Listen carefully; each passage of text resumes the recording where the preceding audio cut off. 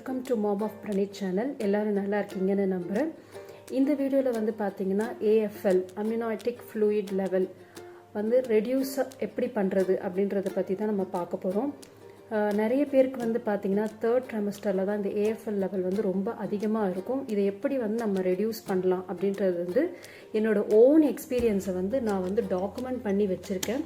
So அதை தான் உங்கள் எல்லாருக்கும் நான் ஷேர் பண்ண போகிறேன். அதுக்கு முன்னாடி இந்த வீடியோவை லைக் பண்ணிவிடுங்க, சேனலை மறக்காமல் சப்ஸ்கிரைப் பண்ணிவிடுங்க. அப்போ தான் நான் போடுற யூஸ்ஃபுல்லான இன்ஃபர்மேஷன்ஸ் உங்களை தேடி வரும்.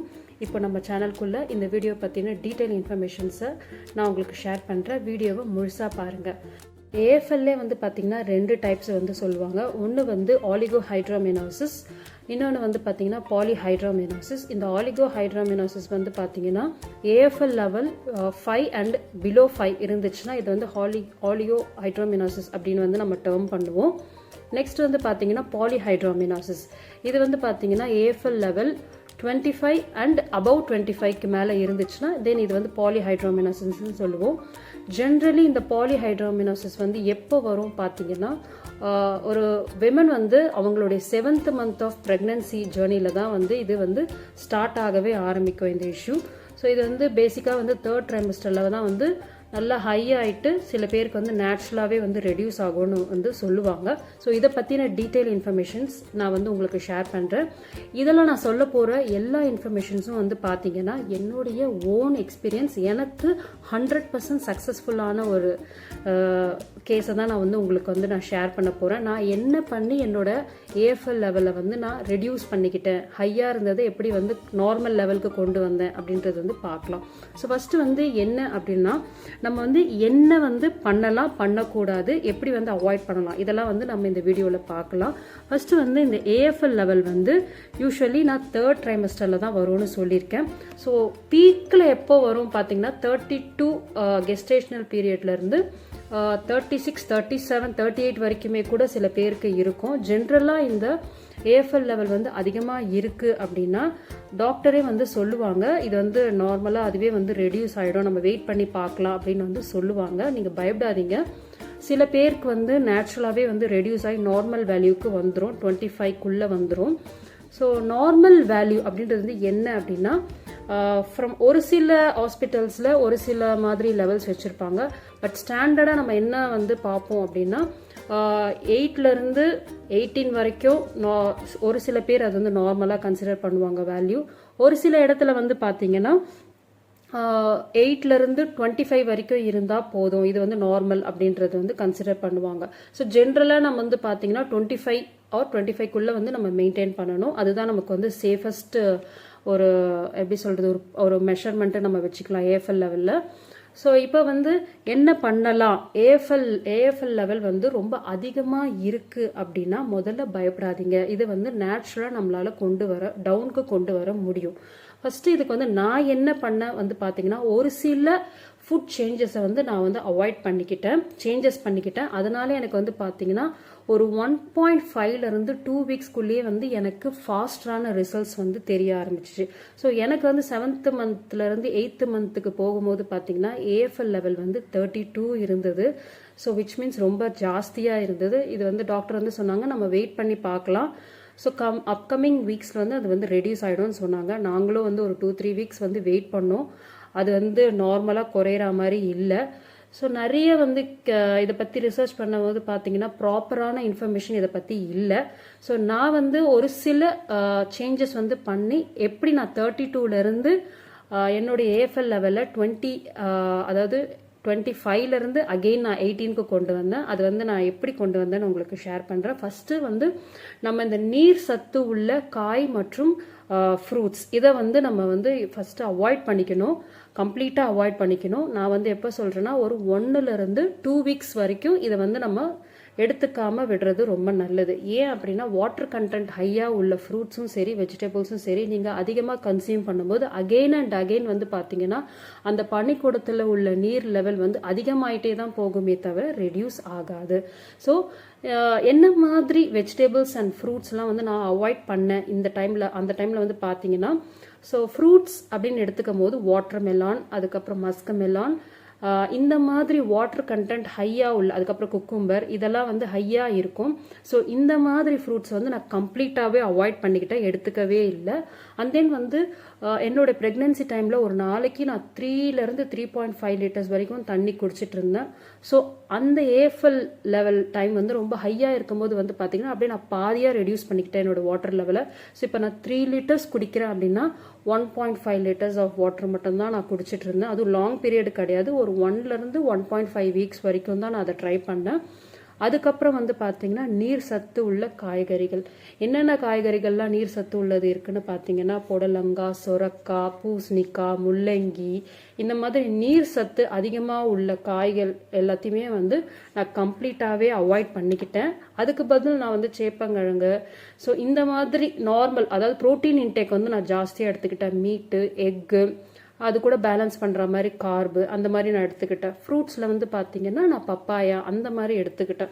ஸோ நீங்கள் மோஸ்ட் ஆஃப் த டைம் வந்து பார்த்தீங்கன்னா இந்த தண்ணி மாதிரி, அதாவது லிக்விட் டைப்பில் நீங்கள் வந்து எடுக்கிறத அவாய்ட் பண்ணிக்கோங்க, ஏஎஃப்எல் லெவல் அதிகமாக இருக்கிறவங்க.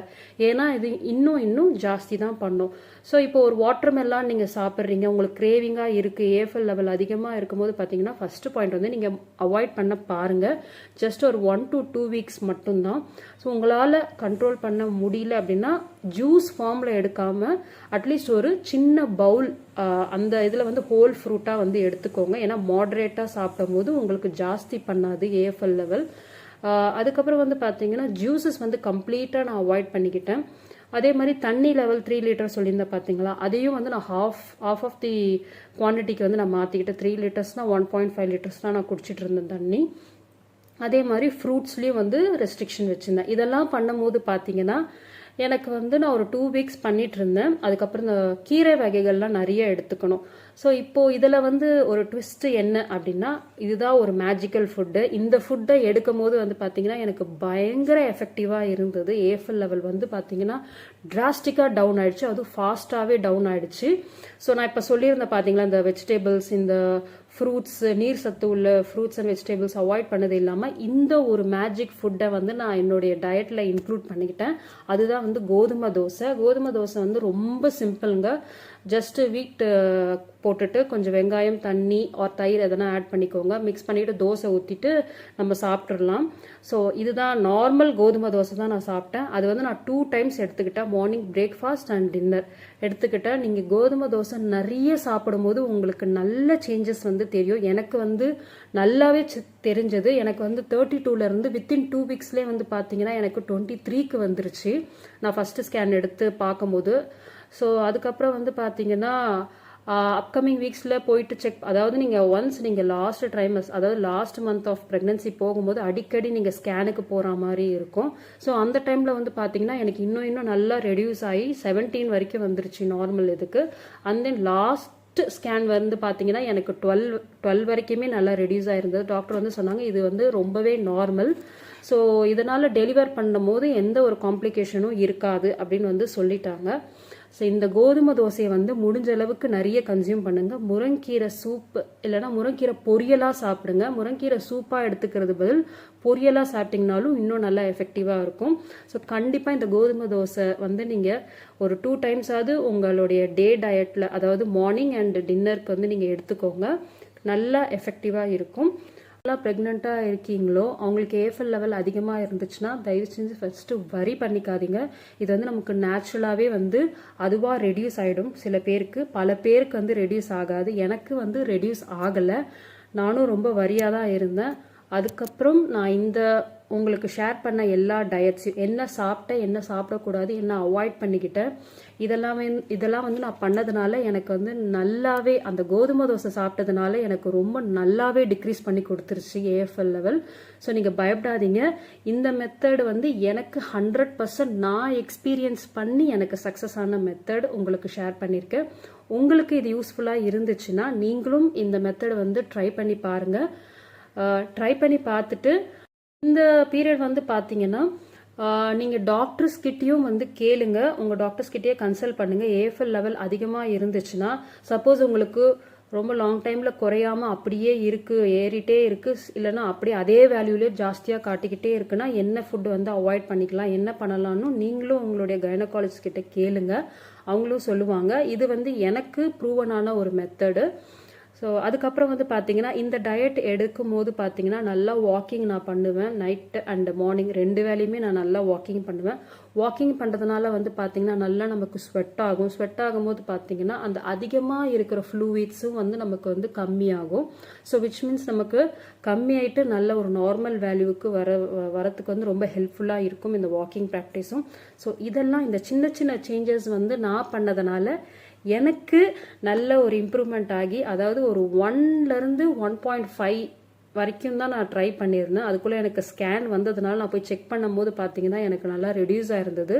எனக்கு 32லேருந்து ஃபஸ்ட்டு 25க்கு வந்தது, அதுக்கப்புறம் 24 or 25க்கு வந்தது, அதுக்கப்புறம் நெக்ஸ்ட்டு செக் பண்ணும்போது பார்த்தீங்கன்னா 17 வந்தது, அதுக்கப்புறம் செக் பண்ணும்போது பார்த்தீங்கன்னா 12 வந்தது.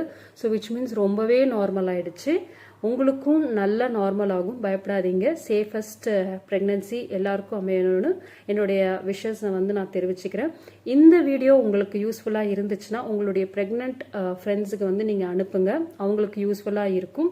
அதே மாதிரி இந்த நீங்கள் வேறு ஏதாவது மெத்தட் யூஸ் பண்ணி உங்களுக்கு ஏஎஃப்எல் லெவல் கம்மியாக இருந்ததுன்னா அதையும் கமெண்ட்ஸில் ஷேர் பண்ணுங்கள், மற்றவங்களுக்கும் அது யூஸ்ஃபுல்லாக இருக்கும்னு நான் நினைக்கிறேன்.